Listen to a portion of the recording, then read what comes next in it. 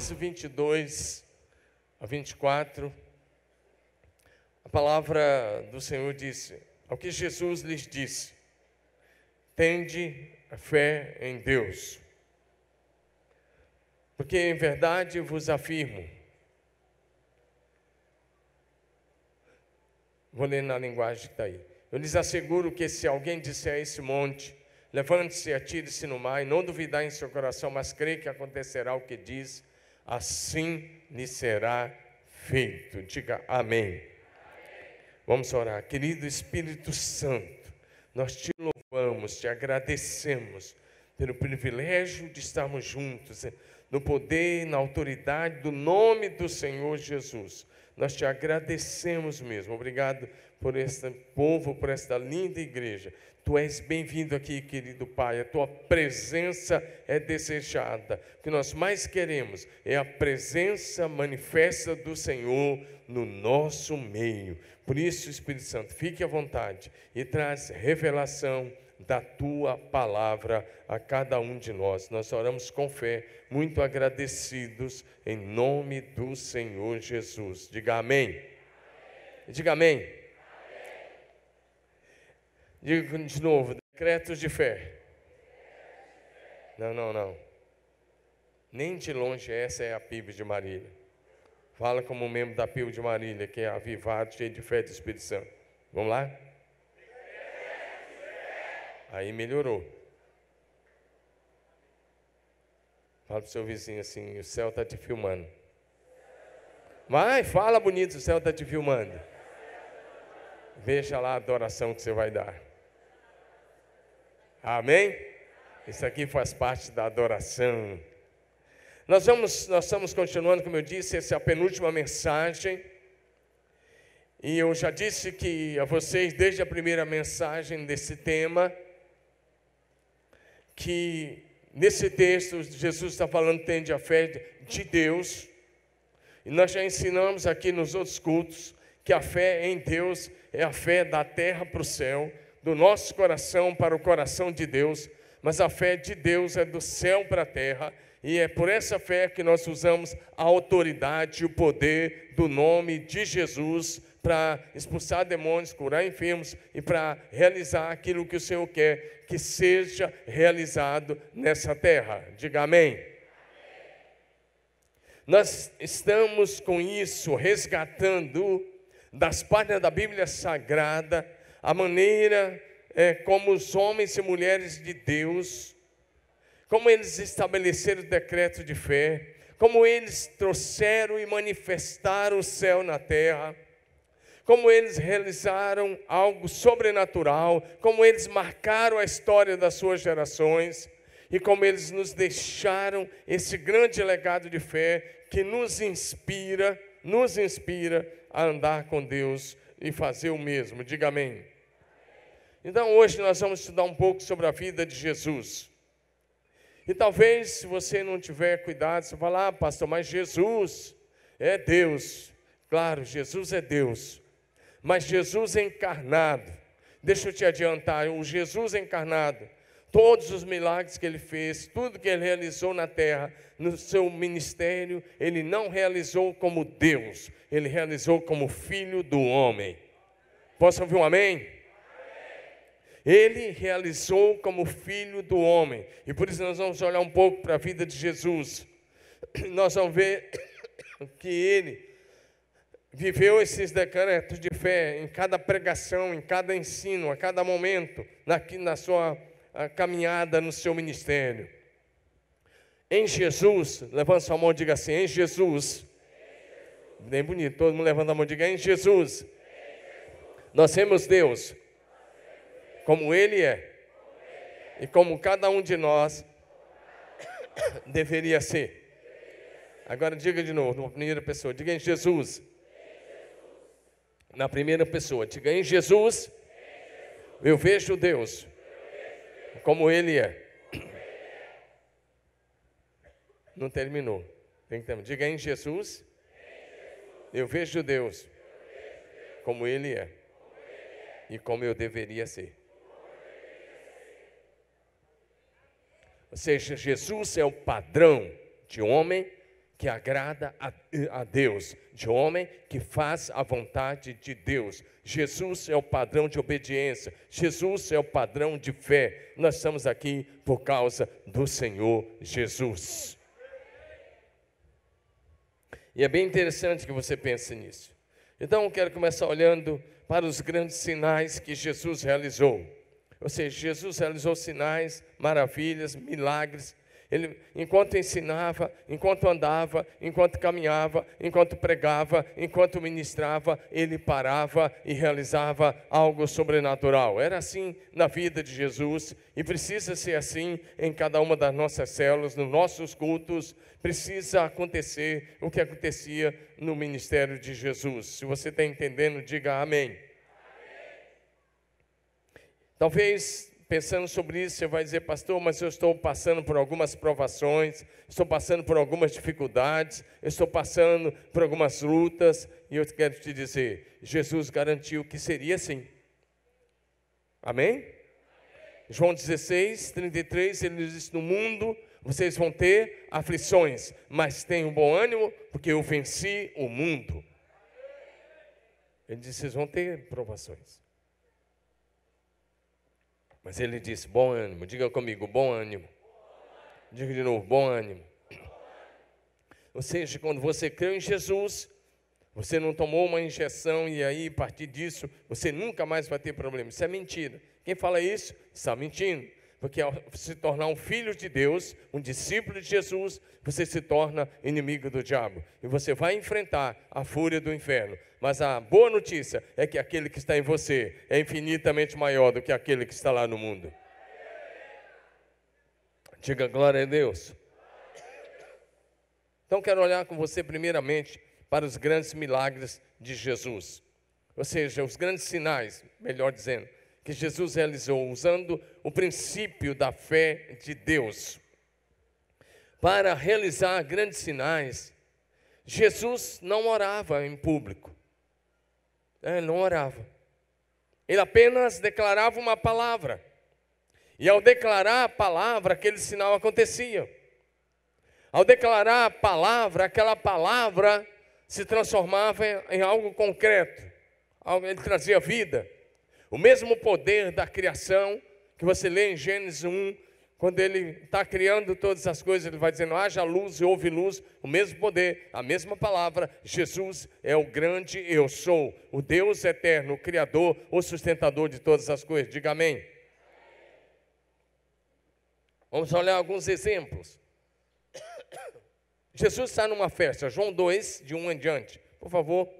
João 2, de 1 em diante, eu só vou, à medida que vou falando, você vai projetando. Evangelho de João, capítulo 2, de 1 a 11, Jesus está numa festa de casamento. Quando a gente vai a Israel, esse lugar, Caná da Galileia, a gente é um dos lugares, mas a gente não para fazer culto, é um lugar que a gente passa e vê esse lugar. E alguém já disse que provavelmente, a tradição lá diz que era a festa de casamento de Natanael. É o que eles acreditam na tradição da igreja lá, e ortodoxa e católica, e também alguns judeus messiânicos acreditam, mas não está na Bíblia que era casamento, mas do Natanael. Mas possivelmente podia ser. Mas o fato é que Jesus está na festa de casamento e acaba o vinho. E a mãe de Jesus, Maria, fala com ele, acabou o vinho. Presta atenção nisso, vai projetando. Acabou o vinho. E ele fala assim, ó, não chegou ainda a minha hora, né? Ele dá uma resposta e diz, não chegou a minha hora. Mas, em seguida, ele dá uma ordem. Ele estabelece um decreto dando uma ordem. Ele olha para os serventes e fala, vão pegar água. Vão lá no poço, tirar água. Cada uma dessas talhas cabia a média de 80 a 120 litros de água. E ele manda encher essas talhas, essas 6 talhas, e elas são cheias de água, muita água.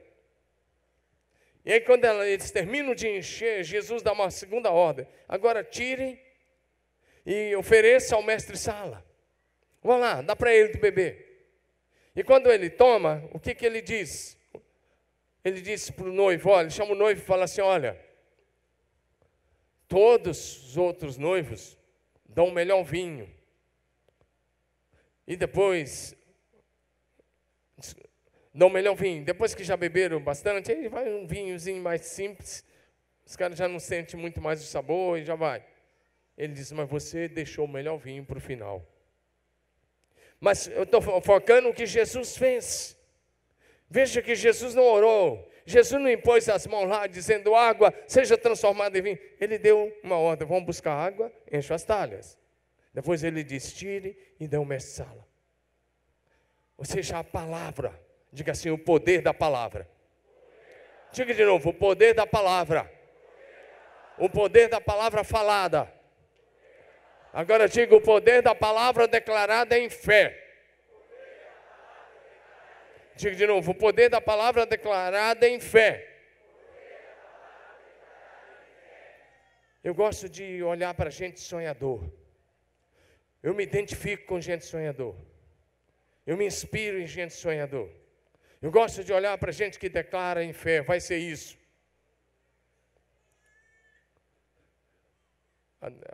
Até passei hoje para alguns aí um videozinho do Marcos Pontes. Depois vocês assistam. Porque ele é natural aqui de Bauru, de uma família pobre. E um dia ele disse, você é piloto. E um dia ele disse, você é astronauta. E ele se tornou o primeiro brasileiro a ir para o espaço. Mas não vou contar porque o Danilo vai usar isso numa das suas palavras, não perde a graça. Mas é bem interessante. Não importa a sua origem, mas se você seguir o princípio de Jesus, declarar a palavra em fé, você vai viver o sobrenatural na tua casa, na tua vida, no teu trabalho, no teu negócio, no seu ministério. Amém? Veja lá como você abre a sua boca. Se você amaldiçoa, você não vai prosperar naquele negócio. A sua célula não vai para frente se você começar a reclamar. Mas se você declarar a palavra em fé, em fé, em fé, não a fé na fé, mas a fé de Deus, o milagre vai acontecer. Diga amém. Você vai experimentar o sobrenatural. Foi assim que Jesus viveu. Foi assim que Jesus fez. E o seu papel, o meu papel, não é criar nada novo, é imitar Jesus. Levanta a mão e diga, o meu papel é imitar Jesus. Diga apenas imitar Jesus. Agora vamos para Marcos, capítulo 4, versos 35 a 41. Evangelho de Marcos, capítulo 4, versos 35 a 41. Presta atenção nesse texto. Jesus está com seus discípulos, cansado, e eles precisam atravessar o lago da Galileia, que hoje está bem mais baixo, mas esse lago ainda, ele tinha, hoje talvez tenha uns 20, ele tinha uns 22 quilômetros de comprimento por 12 de largura. É o lago da Galileia, o Jordão nasce lá nas colinas do Negueb, num lugar chamado Bânias, é uma das nascentes, ele na verdade tem 3 nascentes, e ele forma um lago, esse lago de 22 quilômetros por 12 de largura. Agora o que acontece? Eles têm que atravessar 12 quilômetros a remo não é qualquer coisa. E aí vem um vento, e vem uma tempestade forte. Mas Jesus está dormindo. Ele coloca um travesseiro lá, em algum lugar, e ele está tão cansado, ele dorme. E no meio da tempestade, os discípulos começam a ficar desesperados. E alguém vai lá e acorda ele e fala, Senhor, você não se importa, nós vamos morrer, olha aí. Mestre, não te importa que morramos? Não iam morrer. Por que não iam morrer? Volta no primeiro versículo. No primeiro versículo, Jesus tinha liberado a palavra. A palavra tinha sido dada, vamos para o outro lado. Se Jesus falou que iria para o outro lado, o barco ia chegar lá. Diga amém. Quando Jesus libera uma palavra, aquela palavra você só precisa confiar, porque ela torna-se realidade. Jesus já diz, vamos para o outro lado. E por isso ele pode dormir, porque ele já liberou a palavra, queria por outro lado. O problema é que às vezes você recebe a palavra do Senhor, mas você age de acordo com o seu sentimento. Mas eu quero te encorajar a receber a palavra e agir na palavra. Amém? Aí Jesus se levanta, né? Ele se levanta e ele fala com o vento. Ele levantou e repreendeu o vento e disse ao mar: aquiete-se, acalme-se. O vento se aquietou e fez-se completa bonança. Olha para mim, mais uma vez aqui, Jesus não orou. Eu não estou dizendo que Jesus não tinha vida de oração, muito pelo contrário. Jesus, para começar o ministério, fez 40 dias de jejum e oração. Jesus passava as noites orando. Ele podia fazer isso publicamente, porque só pode agir nesse nível de autoridade em público quem tem vida de oração no particular. Possivelmente, quem está entendendo? Diga comigo, só pode falar com autoridade em público. Diga de novo, só pode falar com autoridade em público quem tem vida de oração, perseverante, fervorosa, no particular. Ele se levanta, olha para o vento e fala: fica quieto. E olha para as ondas e fala: mar, se acalma. E aí, próximo versículo, os discípulos ficam admirados, e eles ficam com uma interrogação. Primeiro Jesus dá uma bronca nele: por que vocês estão com tanto medo? E aí olha o que ele diz: por que vocês não estão agindo em fé?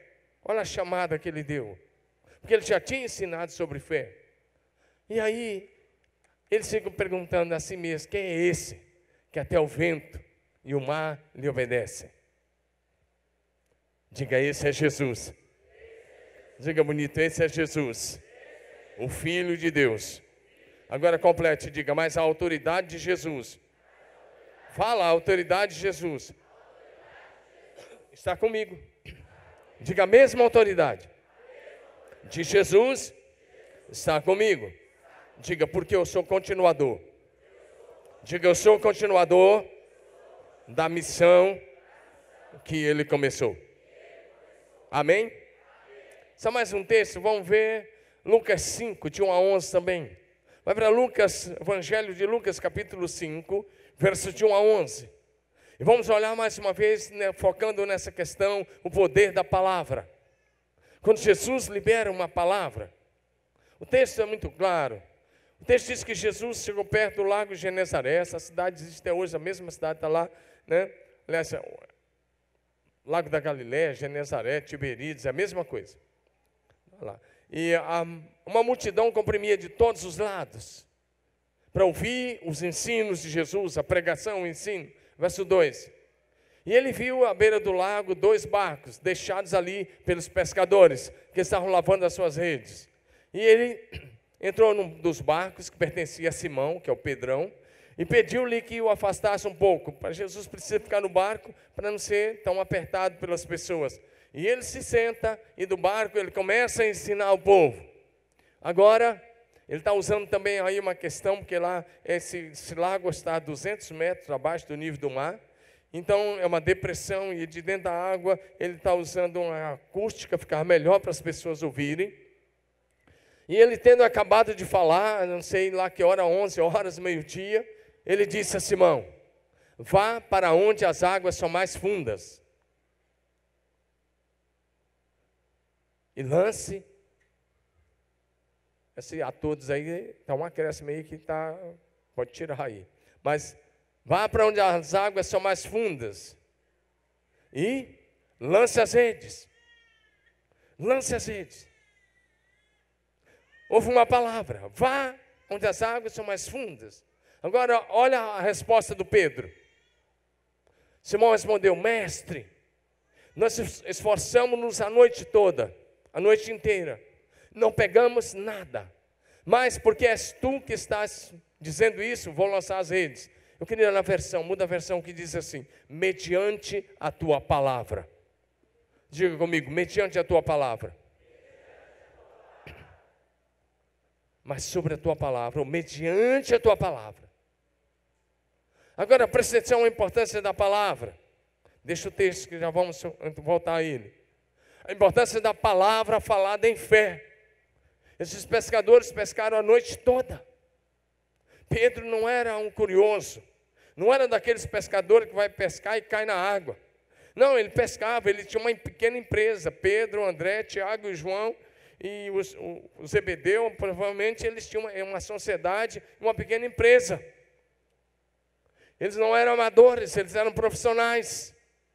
E eles ficaram lá talvez 8, 10 horas, 12 horas, rede para todo lado, no escuro, e não pega nada. E de repente, de manhã estão cansados, fadigados, chateados. E aí, o Senhor pede o barco de Pedro emprestado, ensina. Pregou um longo sermão, os ensinos de Jesus eram longos. Mas, o que aconteceu? Quando ele termina de ensinar, sol alto, ele diz, vai onde as águas são mais profundas. E lança as redes, essa é a palavra. A resposta do Pedro é, pescamos a noite toda, não pegamos nada. Mas ele acrescenta, mas como é o Senhor que está falando, mediante a tua palavra, lançaremos as redes. E eles lançam. Olha o que acontece, verso 6. Quando fizeram isso, pegaram tal quantidade de peixe, que as redes começaram a se rasgar, ou a rasgar-se. Então fizeram sinais aos seus companheiros no outro barco, para que viesse ajudá-los. E eles vieram, e encheram ambos os barcos, ao ponto de começar a afundar. Eles enchem 2 barcos, num único lançamento. Diga amém. Mas aconteceu por quê? Porque foi liberada uma palavra, e quando ele libera a palavra, é um decreto de fé. Olha para mim, sabe por que às vezes você está cansado de liderar uma célula, um grupo de família, e não vê resultado? Porque talvez você está trabalhando que nesses discípulos, fizeram a noite toda, do jeito deles, mas em alguns minutos de obediência, do jeito de Jesus, a colheita foi abundante. Diga glória a Deus. Eu quero te encorajar a fazer as coisas mediante a palavra do Senhor.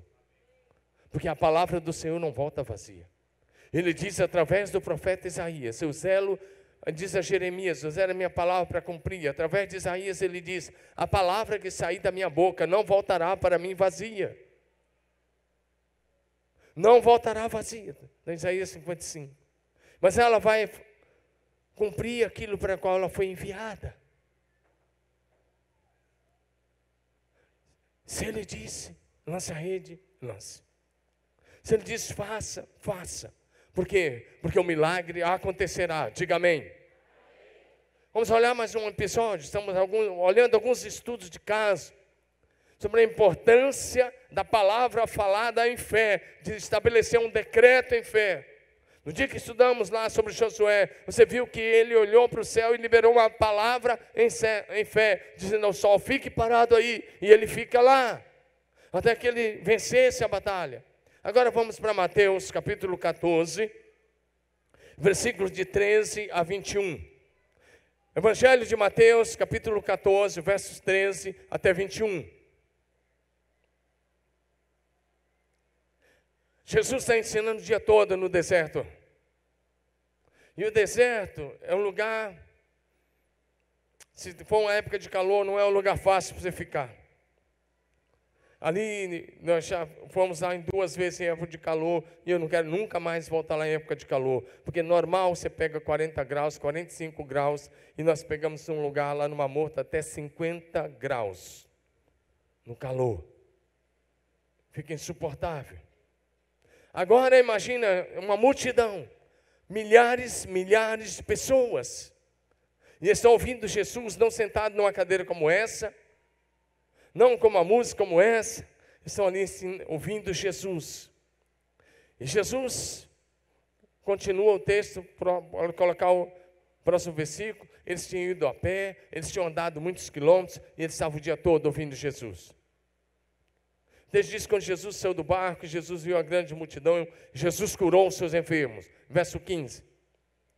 Ao cair da tarde, ou seja, está entardecendo, os discípulos se aproximam dele e dizem, este é um lugar deserto, e já está ficando tarde. Manda embora a multidão, para que possam ir aos povoados comprar comida. Ou seja, olha para mim, às vezes é mais fácil escolher a saída que parece mais rápida, aquilo que parece mais fácil, é simplesmente dispensa o povo. Mas Jesus olha para eles e libera uma palavra, que é um decreto de fé. Ele diz, não, eles não precisam ir embora, vocês vão dar comida para eles. Amém? Olha para mim, diga amém. Ele diz, vocês vão dar comida. E aí eles ficam atônitos, mas como? Tem milhares de pessoas. Ele diz, o que temos aqui são 5 pães e 2 peixes. Em outras palavras, talvez se você fosse um deles, você ia ficar do mesmo jeito. Se ele dizer, Jesus, não dá. Continua o texto. Mas Jesus tinha liberado a palavra. Diga, Jesus liberou a palavra. Fala como quem está cultuando ao Deus vivo e crê que a palavra está sobre a sua vida. Diga, Jesus liberou a palavra. E se Jesus libera uma palavra sobre a sua vida, ande na palavra. Obedeça a palavra em fé. Tome posse da palavra em fé. E o sobrenatural acontecerá. Diga amém. Jesus disse, vocês vão dar comida a eles. Então ele manda o pessoal se assentar na grama, toma os 5 pães, olha para o céu, dá graças e partiu. Amém? Aí quando Jesus terminou de dar graça, ele tinha lá uns 10, 15 mil pães nas mãos. É verdade? É verdade? Diga não.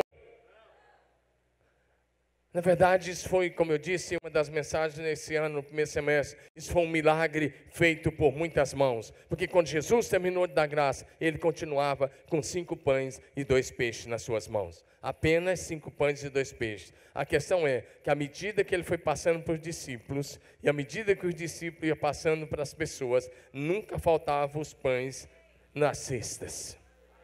Diga glória a Deus. Por quê? Porque uma palavra de fé tinha sido liberada. Qual foi a palavra? Vocês vão dar comida a eles. Nenhum deles ficou com milhares de pães na mão. Ninguém consegue equilibrar, nem 100 pães na mão assim. É difícil, seria muito difícil. E a Bíblia diz, continua o texto, que os que comeram foram 5 mil homens. 5 mil. Sem contar as mulheres e as crianças.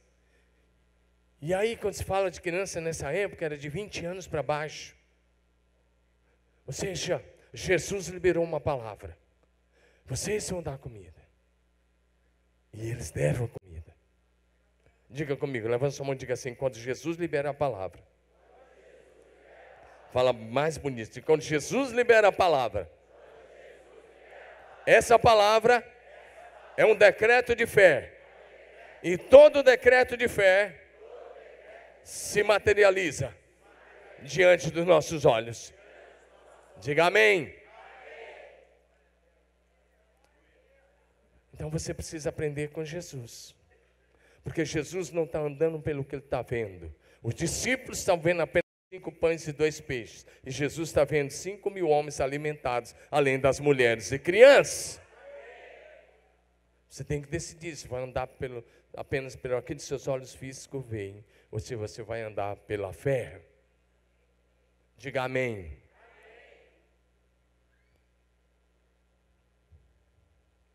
É preciso que a gente olhe para Jesus. É preciso que a gente olhe. Eu quero olhar mais uma coisa aqui. Só mais um dos sinais que Jesus fez. Pode ser sinais, milagres. Mas vamos para João capítulo 11. Evangelho de João, capítulo 11, o texto fala que Jesus tinha um amigo chamado Lázaro. Aí o texto vai dizer para a gente que esse amigo dele adoece. E as irmãs dele mandam avisar Jesus, mas Jesus está numa outra região. Tem muito trabalho a fazer, Jesus está pregando, está ensinando. Muita coisa está acontecendo. E Jesus, quando chega lá na aldeia de Betânia, o Lázaro já está sepultado há 4 dias. E quando ele chega, a Marta vai ao encontro dele e diz: Senhor, se o Senhor estivesse aqui, meu irmão não teria morrido. E quando a Maria chega, ela diz a mesma coisa: se o Senhor estivesse aqui, nosso irmão não teria morrido. E Jesus diz: ele vai ressuscitar. E a Marta diz: sim, eu sei, mas na ressurreição do último dia. E Jesus está falando para aquela hora, mas ela está enxergando lá para frente.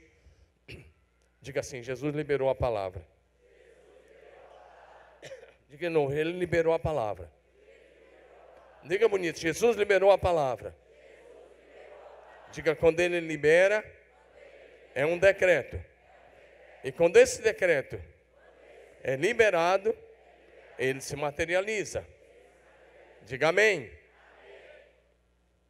E aí, ele disse: seu irmão vai ressuscitar. Essa foi a palavra.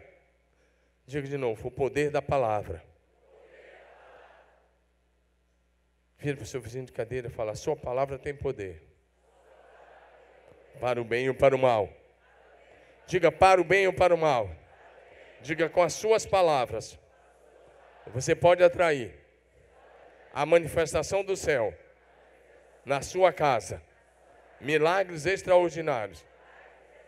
Diga: mas se você usar as suas palavras de maneira errada, você vai atrair coisas ruins para a sua casa, para a sua família. Diga: a escolha é sua. Amém? Jesus olha para Marta e para Maria e diz: seu irmão, o irmão de vocês vai ressuscitar. Amém, amados? E aí, ela fica assim, Jesus diz: se você crer, você vai ver a glória de Deus. Fala para o teu vizinho assim, bem bonito: se você crer, você vai ver a glória de Deus. Diga de novo: se você crer, você verá a glória de Deus. Diga aleluia. E aí Jesus vai lá. A palavra já foi liberada. Ela vai virar, ela vai se materializar, porque é um decreto de fé. Amém, amados?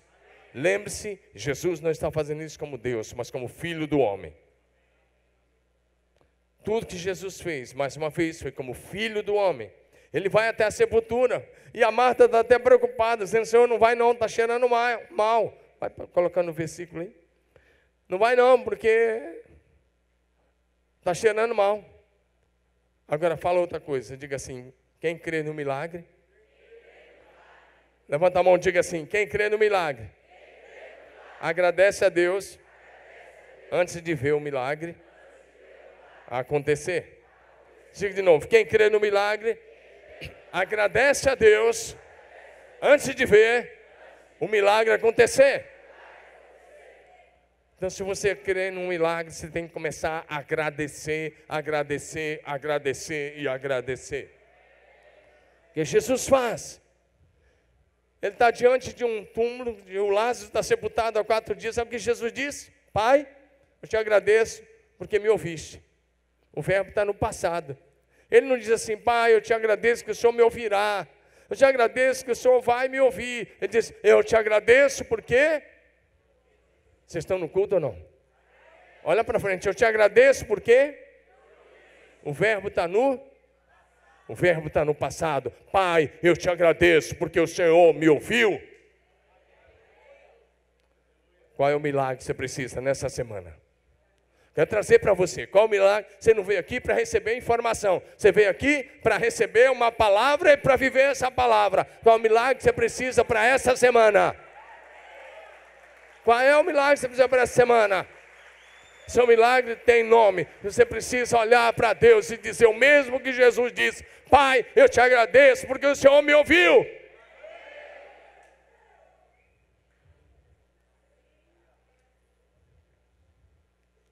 Diga amém. Então comece a agradecer aí. Vou te dar 1 minuto para você agradecer. Levante suas 2 mãos e comece a agradecer. Não é para olhar para ninguém. Feche seus olhos. Agradeça por aquilo que você quer, que você precisa que aconteça nessa semana. Seja por outra pessoa, seja por você mesmo, seja nas suas finanças, seja na sua saúde, seja no seu casamento, seja um filho, seja uma mãe, seja um pai, seja... Vai, começa. Abre a sua boca. Você não é um túmbalo. Não, claro que eu estou ironizando. Abre sua boca, agradece, agradece. Ou você vai ficar aí no pensamento. Pensamento não é pensamento positivo, isso não existe, é fé. É a fé que declara a palavra, a fé que abre a boca e que diz: obrigado que o Senhor me ouviu, e dá o nome.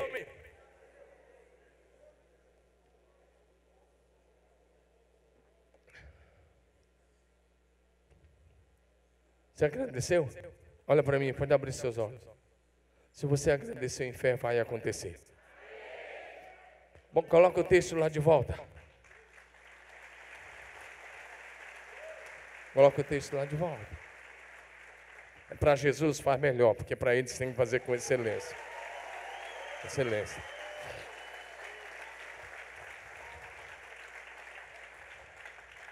Te agradeço porque me ouviste. Em seguida, Jesus se aproxima. Ele já tinha se aproximado, desculpa, próxima vez, ele agradece e depois ele estabelece o decreto. Olha lá. Lázaro, lê comigo, vamos lá?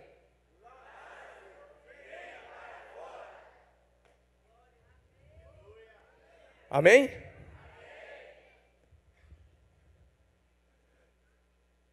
Você agradece e depois você estabelece o decreto. Ele vai lá e diz: Lázaro, vem para fora. Se você estivesse lá, você ia falar: pirou, está falando com o defunto. Mas isso é falta de fé, porque Jesus está agindo em fé.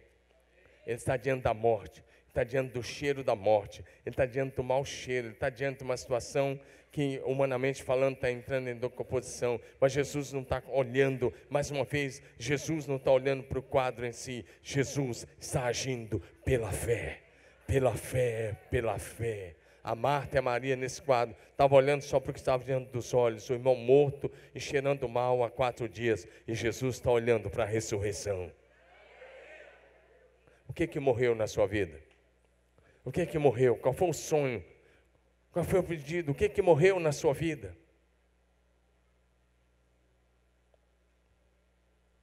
Jesus é o único que pode fazer ressurgir aquele que morreu na sua vida.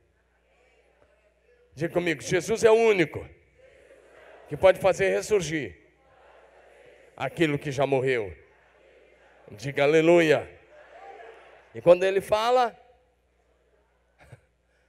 agora eu estou dizendo, quando ele fala, o milagre acontece. Diga amém. O Lázaro saiu com as mãos e os pés envolvidos em faixa de linho e o rosto envolto num pano. Diz Jesus: tira as faixas e deixa-o ir. Amém, amados? Você está aqui, eu estou aqui. Nós estamos aqui para sermos imitadores de Jesus. Diga comigo: tem hora de orar? E todos os dias devemos orar. Fervorosamente.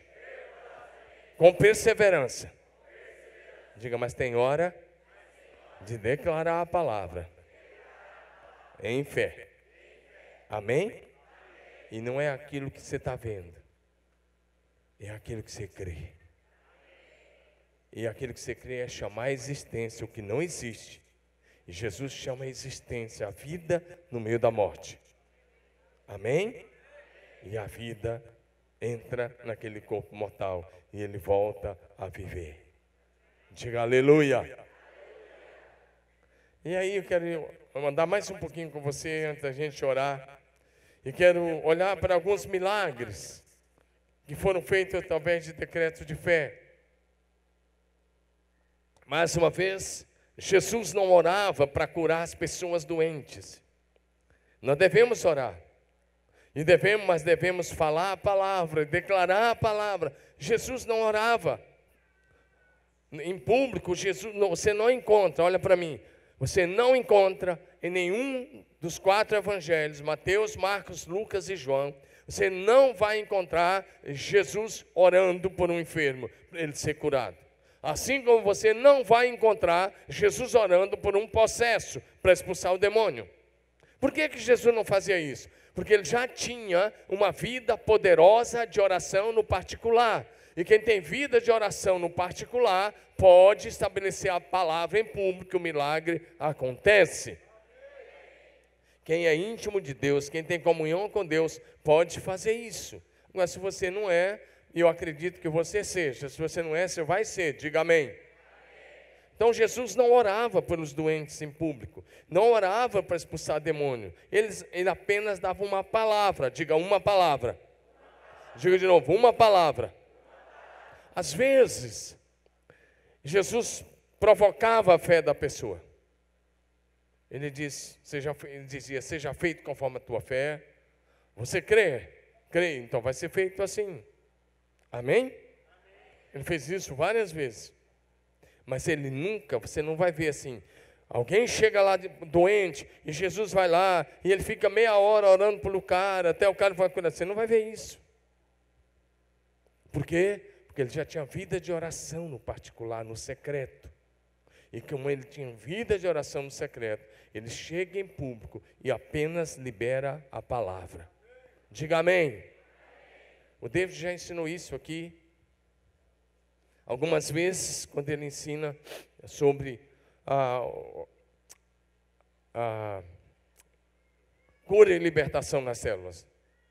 Mas é interessante, vamos recordar esse ponto. Mais uma vez, Jesus não, diga assim comigo, Jesus não orava para curar as pessoas.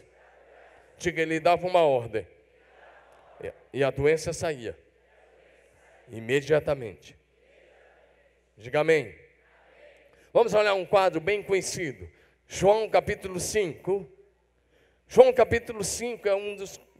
me impressiona bastante. Porque nesse caso, Jesus nem se apresentou para a pessoa. Aquele homem nunca tinha visto Jesus pregar. Ele não sabia quem era Jesus. A Bíblia diz que, eu até estivemos lá mais uma vez agora, é um lugar que eu gosto de pregar, e Deus deu um mover tão grande lá, enquanto eu estava pregando nessa semana passada lá. É um lugar que eu gosto de ministrar mesmo, e ver Deus fazer algumas coisas tão grandes. Foi um mover muito grande lá dessa vez, mais uma vez, nesse lugar, um tanque chamado Betesda. Então, o Porta das Ovelhas era um tanque chamado Betesda, né? E aí o texto vai dizer o seguinte, continua. Ali costumava ficar um grande número de pessoas doentes, inválidas, cegos, mancos, paralíticos, que esperavam o movimento das águas. Próximo. De vez em quando descia um anjo do Senhor, agitava as águas. O primeiro que entrasse no tanque, depois de agitadas as águas, era curado de qualquer doença que tivesse. Verso 5. Um dos que estava ali era um paralítico. Olha aí a palavra, um paralítico há 38 anos. Mas não é, o texto aí... Parece que o cara era paralítico há 38 anos, mas o que o texto nos mostra é que esse homem estava na beira desse tanque há 38 anos. A maioria desse auditório aqui não tem 38 anos. E esse homem estava há 38 anos esperando uma cura. Se tem uma coisa que eu posso destacar nesse homem paralítico é perseverança. Diga perseverança. Diga comigo de novo, perseverança. Já pensou você ficar 38 anos doente, esperando uma cura, e você está lá há 38 anos no mesmo lugar, e vai dia, e meses, e anos, e vai 1 ano, e 2 anos, ele está lá.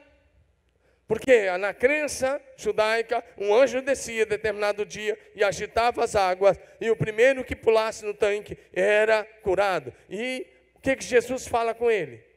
Próximo versículo. Jesus vai lá, e Jesus pergunta para ele, olha, você quer ser curado? Diga isso comigo, vamos lá? Diga de novo. A palavra é, você quer ser curado? E ele não conhece Jesus, ele não sabe quem é Jesus. Olha a resposta dele para Jesus, diz para ele, Senhor, não tenho ninguém que me ajude a entrar no tanque quando a água é agitada. Enquanto estou tentando entrar, outro chega antes de mim. Ele está dizendo, eu estou 38 anos perdendo esse negócio. Porque enquanto eu vou tentar me arrastar para lá com as mãos, sempre outro pula no tanque antes de mim e eu estou aqui. Agora olha para cá. Jesus não disse assim, olha, eu sou Jesus, o Filho de Deus. Jesus não falou nada. Jesus não se apresentou. Próximo versículo. Então Jesus lhe disse, levante-se, pegue a sua maca e ande. Amém? Esse caso aqui, Jesus não dependeu da fé do cara, porque ele não tinha fé que ia ser curado, ele estava esperando o movimento das águas. Jesus não se apresentou, ele nunca tinha visto Jesus, ele não sabia quem era Jesus. O texto diz isso nos próximos versículos. Mas ele ouviu uma palavra de comando. Diga uma palavra de comando. Diga comigo, uma palavra de comando. Imagina comigo, 38 anos sem andar, paralítico, e vem uma palavra de comando: levante-se. Um jovem de 31 anos, 32, chega perto dele e diz: levante-se, toma sua maca e vá para sua casa. E essa palavra entra nele. Diga, era um decreto de fé. Diga de novo, era um decreto de fé. E ele se levanta. Imediatamente, olha, 38 anos paralítico. Imediatamente o homem ficou curado. Pegou a maca e começou a andar. Isso era um dia de sábado. Olha como é que ele não conhecia Jesus. Próximo versículo. Por essa razão, os judeus disseram ao homem que havia sido curado: hoje é sábado, não é permitido carregar a maca, porque os judeus são religiosos. Lá, meu querido, lá na sexta-feira, da sexta-feira quando escurece, até sábado ao anoitecer, meu amigo, tem até elevador do Shabá. Até o café da manhã para você tomar nos melhores hotéis, não tem coisa quente. É um negócio, a comida de sábado, tudo, tem muita coisa que não funciona. Tem bairros que nem os carros podem andar, nos bairros ortodoxos. É um negócio muito radical, e ele não podia carregar. É sábado, você não pode carregar a maca, mas esse é um outro assunto, deixa para um outro dia, próximo versículo. E ele responde: o homem, ele não sabia que era Jesus, o homem que me curou me disse: pega a sua maca e ande. Verso 12. Então lhe perguntaram: quem é esse homem que te mandou pegar a maca e andar? 13. O homem que fora curado não tinha ideia de quem era ele, pois Jesus havia desaparecido no meio da multidão. Presta atenção, olha para mim. Jesus sempre trabalhou alinhado com o Pai. Jesus sempre está em oração lá de madrugada, vamos imaginar. Ele está em oração de madrugada.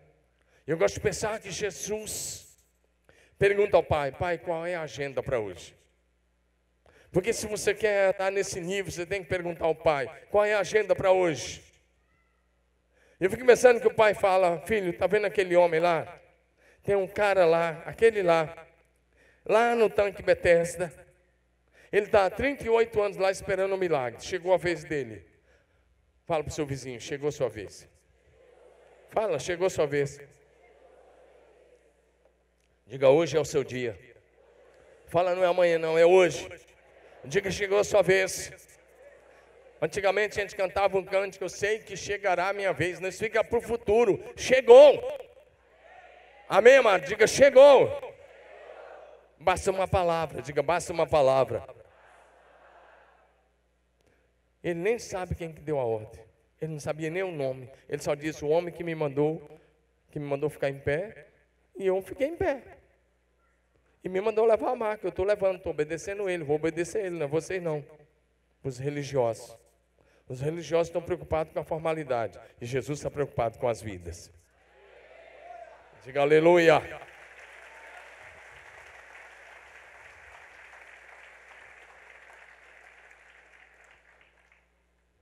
Esse cara é curado sem saber quem é Jesus.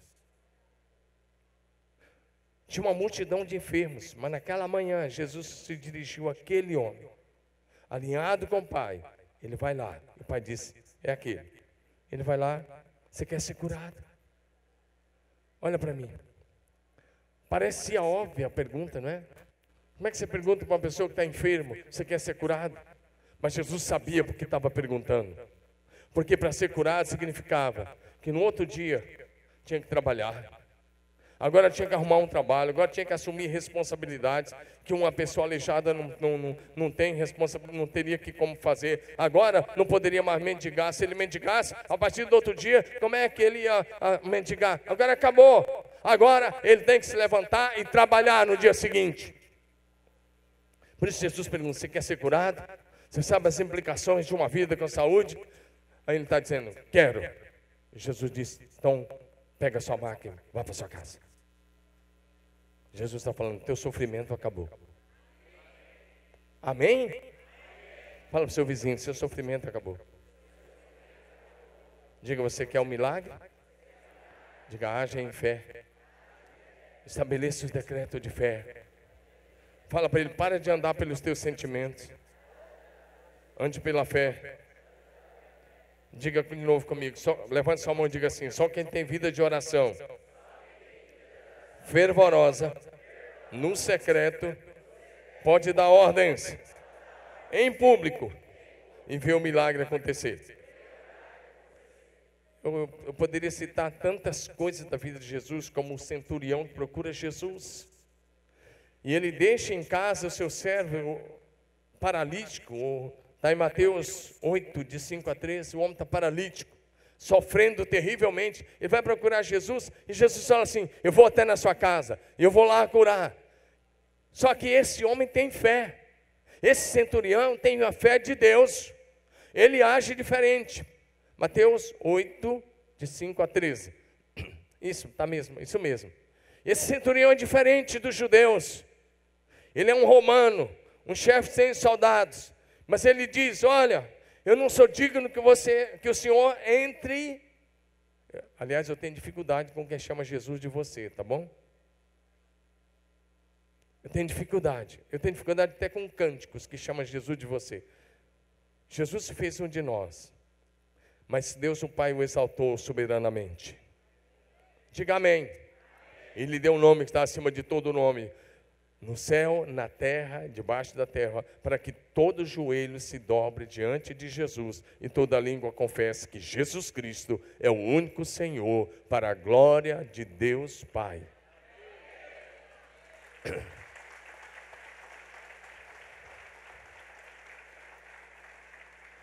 E Jesus diz, olha, aliás, o centurião diz, eu não sou digno. Olha o que o centurião diz para Jesus. Olha o que ele diz. Diz apenas uma palavra. Diga uma palavra. Diga uma palavra. Diga de novo, uma palavra. E meu servo será curado. Amém? Aí Jesus para o que está fazendo e diz assim, próximo versículo. Ele disse, em todo Israel, eu não achei nenhuma fé como essa. Não encontrei em Israel ninguém com tamanha fé. Diga assim, fé de Deus. Diga, fé de Deus. Esse centurião está agindo assim. Ele fala para Jesus, olha para mim, o centurião diz assim, eu conheço o princípio da autoridade. Eu tenho empregados que eu digo, faz isso, ele faz. Eu tenho soldado que eu mando, faz isso, e ele obedece. E Jesus fala assim, esse cara entendeu. Amém? Ele está olhando para Jesus e fala, se eu tenho autoridade, imagina o Senhor. Ele está dizendo, Jesus, o Senhor não precisa ir na minha casa. Você não precisa alisar lá o cara, botar a mão na cabeça, meter óleo na cabeça dele. A gente pode fazer tudo isso. Mas Jesus, ele está dizendo, você não precisa não, Jesus, só uma palavra. E aí, sabe o que Jesus faz? Jesus libera a palavra. Próximo versículo. Olha, Jesus disse, próximo. Ouvi isso, Jesus admirou e disse, digo-lhes a verdade. Não encontrei em Israel, próximo versículo.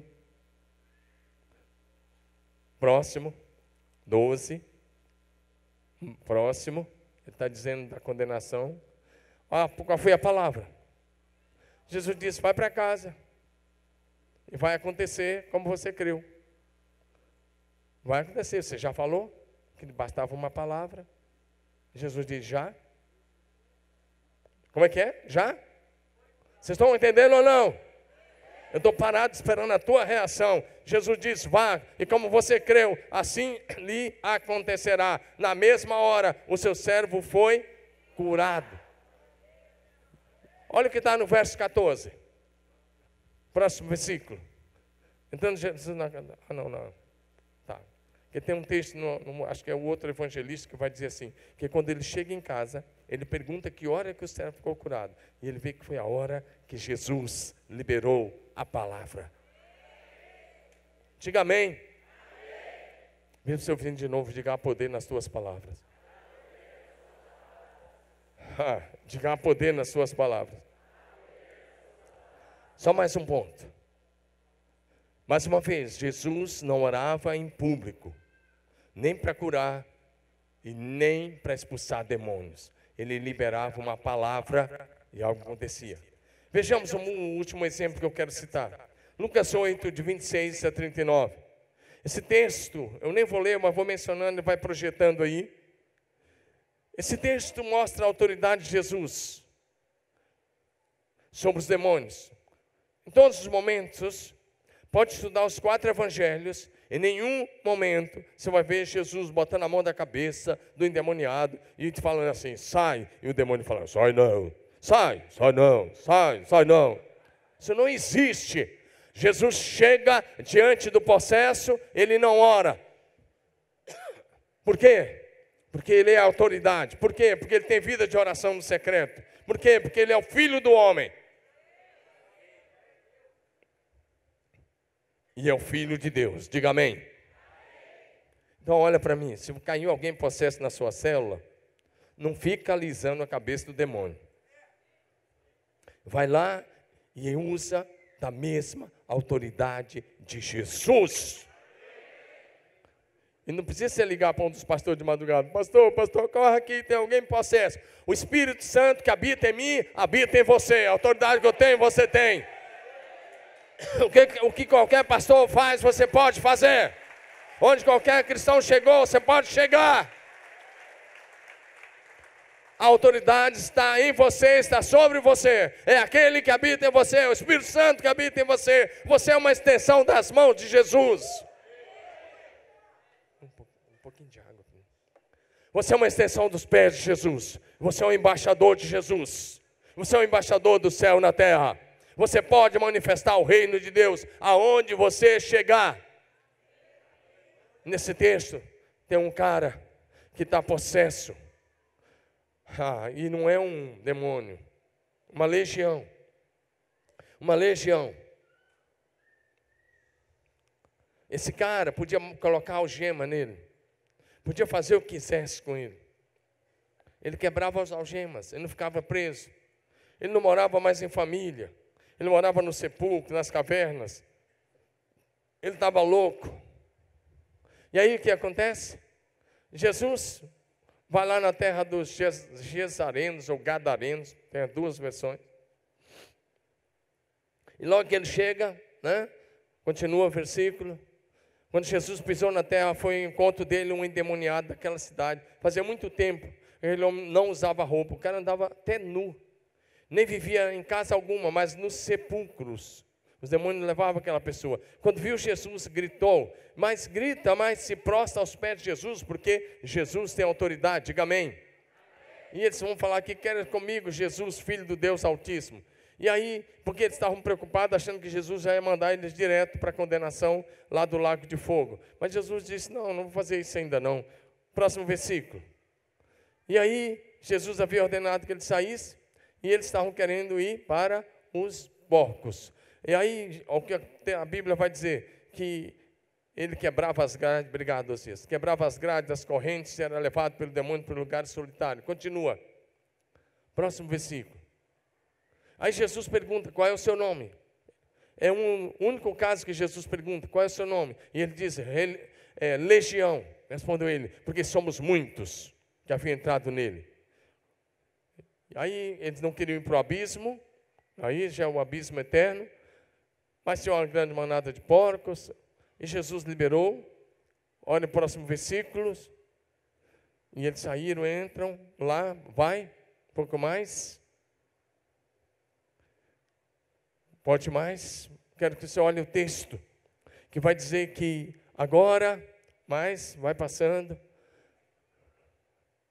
Mas, porque em poucos minutos, aquele homem que há muito tempo não usava roupa, aquele homem que quebrava as grades, aquele homem que não podia viver com a família. A Bíblia vai dizer com muita clareza, volte só um versículo. Quando os gesarenos chegam lá, eles encontram o homem sentado aos pés de Jesus, vestido e em perfeito juízo. Diga amém. E aí Jesus usa esse homem como um missionário. Diga missionário. Próximo versículo. O cara, a possessão é liberta e já vira um missionário. Olha o que Jesus disse para ele. Porque ele está pedindo a Jesus para segui-lo. Ele quer se tornar um discípulo de perto. Ele se candidata, ele está tão grato. Ele disse, eu quero seguir o Senhor. Mas no verso 39, Jesus diz, volte para sua casa. E conte para os seus familiares o que Deus fez por você. Fale da bondade de Deus. Fale da graça de Deus. Fale da libertação de Deus. Ele está dizendo, diga apenas testemunho. Olha para mim e pergunta para mim, diga, pastor. Diga comigo, pastor. Quando é que eu devo começar a pregar? Na hora que você foi liberto por Jesus. Apenas conte o que Jesus fez por você. Conte o que Ele fez. Mas para Jesus pode fazer melhor. Conte o que Jesus fez. Jesus diz, volte, vai contar o que Jesus fez por você. E sabe, ele tinha que fazer isso em 10 cidades. Quando você vê na Bíblia Decápolis, era uma região de 10 cidades. Ele tinha que sair contando o que Jesus tinha feito. Sabe o que ele ia dizer? Fui possessão por muitos anos. Vocês conheciam. Vocês me viram andando nu. Vocês me viram naquela situação terrível. Agora estou aqui, porque o Salvador chegou. O Libertador chegou. O Messias chegou. A esperança chegou. Amém? Ele tinha que contar o que Jesus fez. E Jesus começa a usá-lo a partir de agora. Porque agora não são mais os demônios que dominam ele. Agora é o Espírito de Deus. Amém? Eu quero orar com você.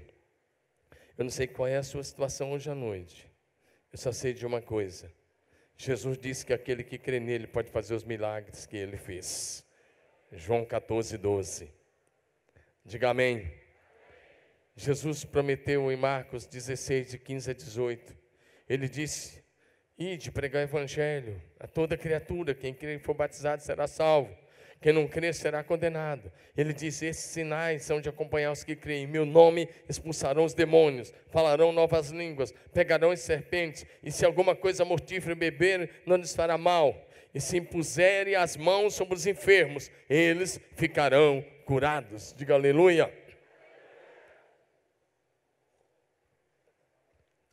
Em Atos 19, 11, diz que Deus, pelas mãos de Paulo, fazia milagres extraordinários.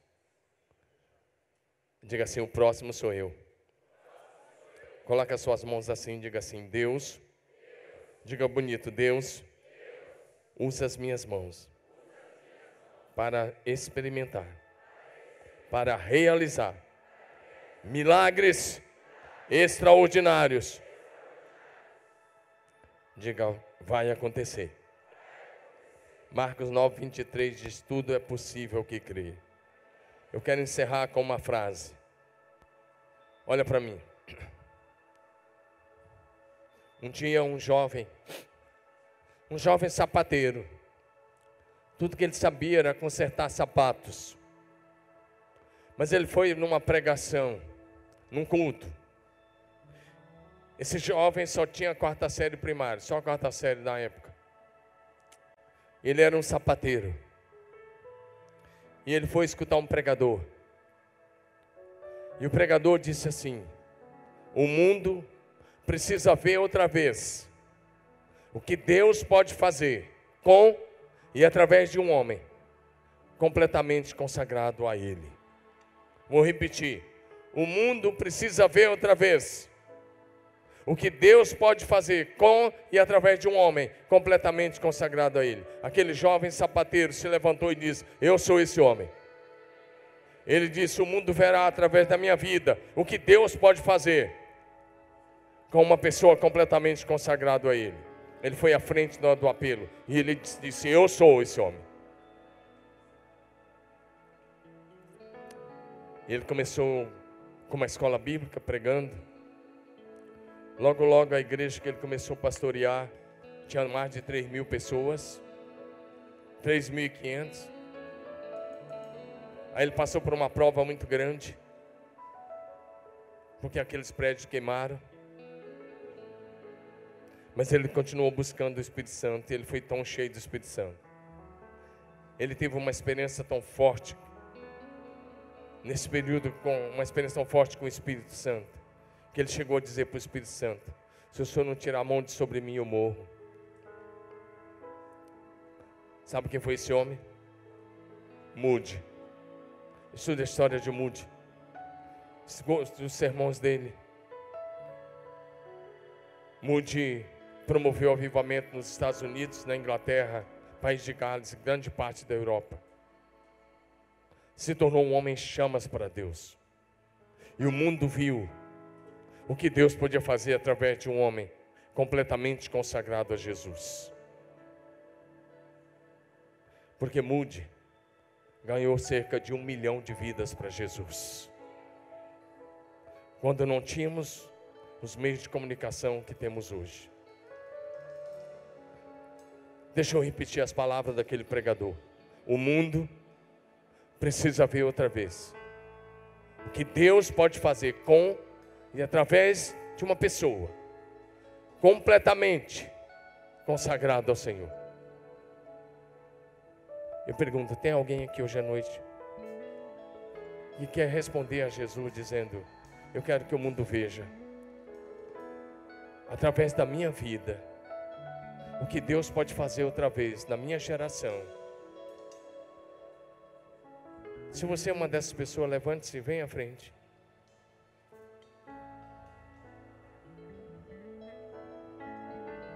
Venha à frente. Cada vez que a minha fé é provada, tu me dás a chance de crescer.